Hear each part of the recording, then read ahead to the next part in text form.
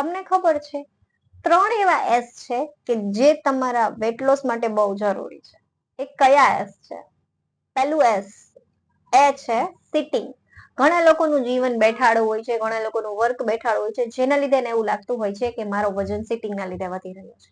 તો આનું ઓપ્શનમાં ઈ તમે લઈ શકો છો કે દર 30 મિનિટે ઊભા થાવ, થોડા ઘણું મુવમેન્ટ કરો.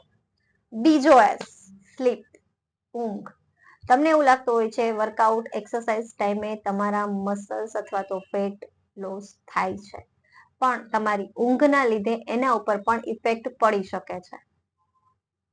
અને સૌથી મહત્વનો ત્રીજો એસ છે સ્ટ્રેસ. સ્ટ્રેસના લીધે સૌથી મહત્વનું જો કોઈ વજન વધવાનું કારણ છે તો એ છે સ્ટ્રેસ.